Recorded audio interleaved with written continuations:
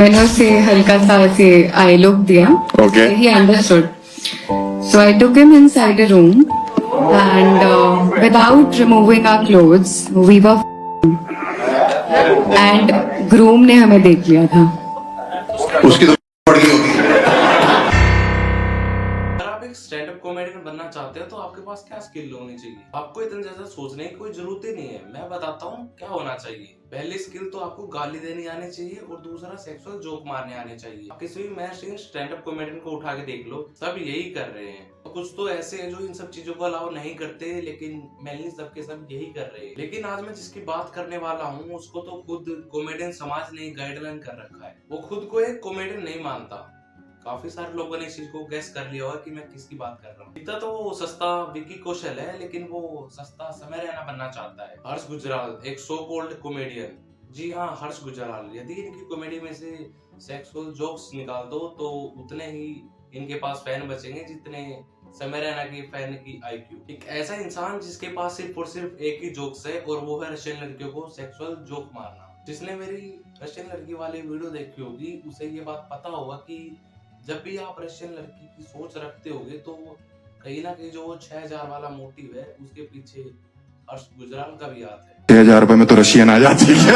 इस बंदे ने 2019 के आसपास एक रशियन वाला जोक मारा था जो कि काफी ज्यादा वायरल हुआ था। जिस चीज को मुद्दे में रखते हुए इसने प्रखर के एक पॉडकास्ट में इसी बात के ऊपर काफी ज्यादा अपनी सफाई दी थी। इसमें इसने उस चीज का थोड़ा भी रिग्रेट नहीं किया कि मैंने वो चीज गलत बोल दी और ऊपर से उस चीज का मजाक भी बना रहा था।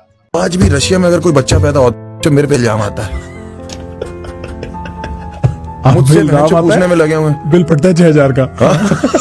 इसने पूरी कंट्री, और मैं इसमें सिर्फ और सिर्फ रशिया को नहीं कहूंगा, आप इस चीज के ऊपर कोई भी फॉरेनर रख दो वो ये तो ना पहचान पाएंगे कि ये रशिया से है या कहां से। इंडिया के लोगों का तो सिर्फ और सिर्फ यही मोटिव बन चुका है कि यदि कोई भी बाहर का फॉरेनर है तो वो सीधा सीधा रशिया से है और उसके सामने 6000 का एक छोटा नोटिस रख दो। आप ऐसे जोक मारते हो और उन्हें अपोलोजाइज करने के बजाय उल्टा उन पे इतना ज्यादा हंसते हो, और इतना ही नहीं उन्हें आप जस्टिफाई भी कर रहे हो। और इस चीज में हर्ष गुजराल ही नहीं, प्रखर भी इसका पूरा साथ दे रहा है। यहाँ तक कि इसने इस जगह पर भी 6000 कह के उस बात का मजाक बनाना चाहा। लोगों को इसकी ये बात बिल्कुल भी पसंद नहीं आई और लोग कमेंट सेक्शन में यही बात कह रहे हैं। एक इंसान ये कह रहा है कि इस चीज को मेन स्ट्रीम करने में हर्ष गुजराल का काफी ज्यादा बड़ा हाथ है।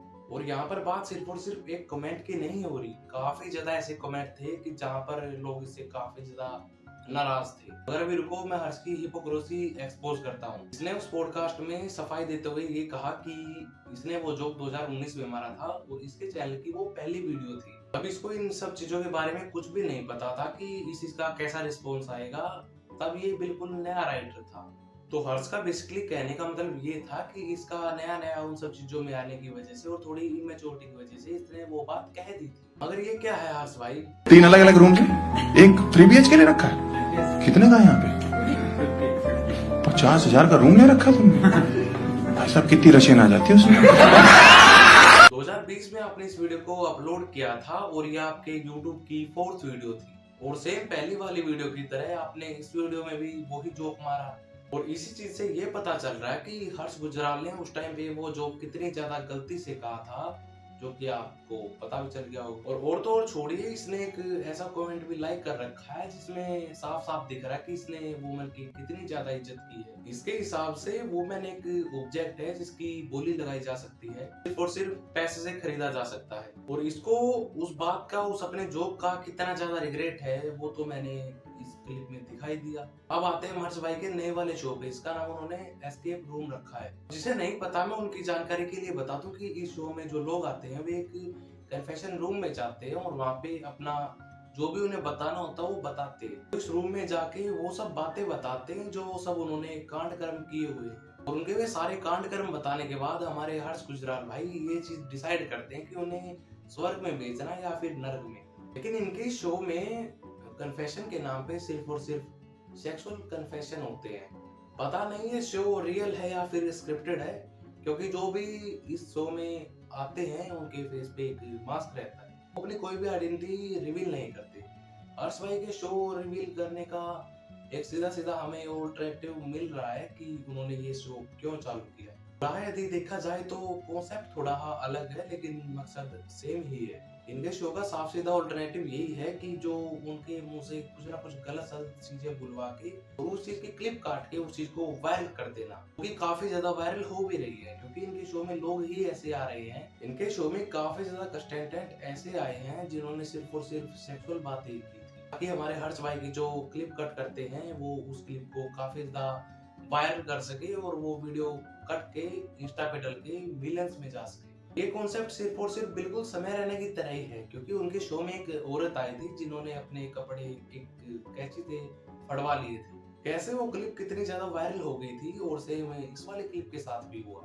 इनके इस शो में एक आदमी आया था जिसकी बॉडी काउंट 150 प्लस थी, यानी कि उसने साफ सीधी बात है 150 औरतों के साथ गलत काम किया था और ये उस सभी चीजों को इतना ऑब्जेक्टिफाई कर रहे थे कि ये बंदा तो पहले से स्वर्ग में है, इसे स्वर्ग की क्या जरूरत है। इन्होंने ये बात नहीं बोली कि भाई ये आप गलत कर रहे हो, बल्कि उस चीज को बढ़ावा और दे रहे हैं। मेरा इन सभी चीजों को हेट फैलाना कोई भी मेन पर्पस नहीं है, पर किसी भी आदमी को टारगेट नहीं कर रहा हूँ, लेकिन बात होती है ओपिनियन की। तो मिलते हैं किसी नेक्स्ट वीडियो में, तब तक के लिए बाय बाय।